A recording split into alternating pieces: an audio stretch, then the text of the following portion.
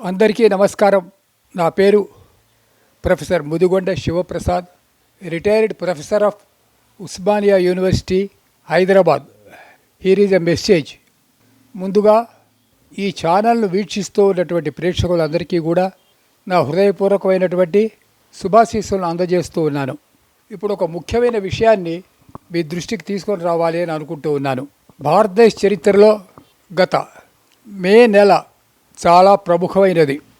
కొన్ని దశాబ్దాలుగా జరగని సంఘటనలు ఒక్కసారి ఆ మే నెలలో జరిగి భారతదేశ చరిత్ర ముఖ చిత్రాన్ని మార్చివేసింది. అప్పుడు 4-5 రాష్ట్రాలలో జరిగినటువంటి ఎన్నికలలో వచ్చిన ఫలితాలు ఏమిటో మీకు గమనించారు. ఉదాహరణకి ముందుగా కేరళ రాష్ట్రం తీసుకుందాం. అక్కడ కమ్యూనిస్టు ప్రభుత్వం ఉండేది. అతని పేరు పినరాయి విజయన్, ముఖ్యమంత్రి. ఆ ప్రభుత్వం కూలిపోయి అక్కడ కాంగ్రెస్ అధికారంలోకి వచ్చింది. బీజేపీ వాళ్ళు చాలా కాలంగా భారతదేశంలో కాంగ్రెస్ లేకుండా చేస్తాము అని చెబుతూ వచ్చారు, కానీ అది జరగలేదు. అంటే కాంగ్రెస్ ముక్త భారత్ అన్న నినాదం జరగలేదు. కానీ కేరళలో పినరాయి విజయన్ ప్రభుత్వం కూలిపోవడం ద్వారా కమ్యూనిస్టు ముక్త భారత్ అనే ఒక ఆదర్శం సాకారమైంది. ఇవాళ కాశ్మీర్ నుంచి కన్యాకుమారి వరకు ఎక్కడ భారతదేశంలో కమ్యూనిజం లేదు, అంటే కమ్యూనిజం అంతరించిపోయింది. ఇది చాలా పెద్ద పరిణామం. ఈ పినరాయి విజయన్ అనేవాడు నరహంతకుడు. ఇతని కన్నూరు హంతకులు అంటాడు. ఎంతోమంది బీజేపీ, ఆర్ఎస్ఎస్ కార్యకర్తల్లో వందలాది మందిని చంపాడు. కేసులు లేవు, మానభంగాలు చేసిన అడిగేవాళ్ళు లేడు. ఈ దుర్మార్గాన్ని కేరళ ప్రజలు సహించలేకపోయారు. ఇవాళ పినరాయి విజయన్ పదవీ భ్రష్టుడైనాడు. ఇప్పుడు అతని మీద కేంద్ర ప్రభుత్వం ఏం చర్యలు తీసుకుంటుందో మనం వేచి చూడవలసి ఉన్నది. ఇక రెండవ రాష్ట్రం తమిళనాడు. ఇక్కడ ద్రవిడ మున్నేత్ర కజగం అనే పేరు కలిగినటువంటి ఒక ప్రభుత్వం సుమారు 50 సంవత్సరాలుగా తన అస్తిత్వాన్ని చాటుకున్నది. ఆ ప్రభుత్వాన్ని కూలద్రోసి జోసెఫ్ విజయన్ అనే పేరు కలిగినటువంటి ఒక ఫిలిం స్టారు అధికారంలోకి వచ్చాడు. ఇది చాలా పెద్ద పరిణామం. ఈ డిఎంకే వాళ్లకు దేశభక్తి లేదు. తమిళనాడు భారతదేశంలో అంతర్భాగం అని వాళ్ళు గుర్తించడం లేదు. వాళ్లకు సంస్కృతి అక్కర్లేదు, సంస్కృతం అక్కర్లేదు.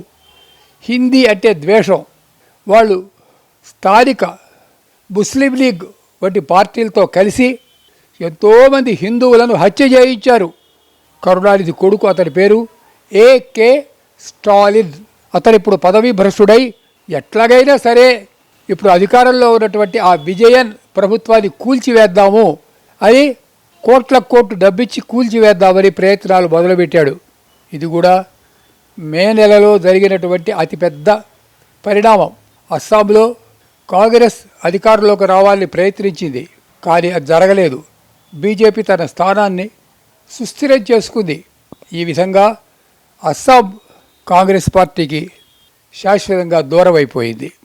మే నెలలో జరిగినటువంటి అతిపెద్ద పరిణామం బెంగాల్ రాష్ట్రంలో ఎప్పుడో 50 ఏళ్లకు పూర్వం కాంగ్రెస్ ప్రభుత్వం ఉండేది. ఆ తర్వాత సిపిఎం అధికారంలోకి వచ్చింది. వాళ్ళు కూడా నరహంతకులే. హత్యా రాజకీయాలతో వాళ్ళు అధికారంలోకి వచ్చారు. దేశాన్నంతా కూడా భ్రష్టు పట్టించారు. ఎప్పుడు సమ్మెలు, సత్యాగ్రహాలు, అభివృద్ధి లేదు. అప్పుడు మమతా బెనర్జీ అనే పేరు కలిగినటువంటి ఒక ఆమె తాను కూడా అరాజకాలతో, వీధి పోరాటాలతో ఆ కమ్యూనిస్టు ప్రభుత్వాన్ని కూలదోసింది. తృణమూల్ కాంగ్రెస్ అనే పేరుతో ఒక పార్టీ స్థాపించి తాను అరాజకాలు మొదలుపెట్టింది. వందల మంది హిందువులను చంపించింది. వాళ్ళ శవాలను చెట్లకు వేలాడదీసింది. శ్రీరామనవమి, దుర్గాష్టమి వంటి పండగల మీద నిషేధం పెట్టింది. ఈమె పేరు మమతా బెనర్జీ. కానీ ఈమె ముస్లిం. ఈమెకు భారత ప్రభుత్వం మీద ఎటువంటి గౌరవము లేదు. అటువంటిది మొన్న జరిగిన ఎన్నికల్లో ఆమె పరాజయాన్ని చవిచూడవలసి వచ్చింది. తత్ఫలితంగా మమతా బెనర్జీ అధికారాన్ని కోల్పోయింది. అక్కడ బీజేపీ ప్రభుత్వం వచ్చింది. ఇది భారతదేశ చరిత్రలో అతి పెద్ద పరిణామం. The BJP government occupying the official position in Bengal is one of the greatest evolutions in the history of Bengal.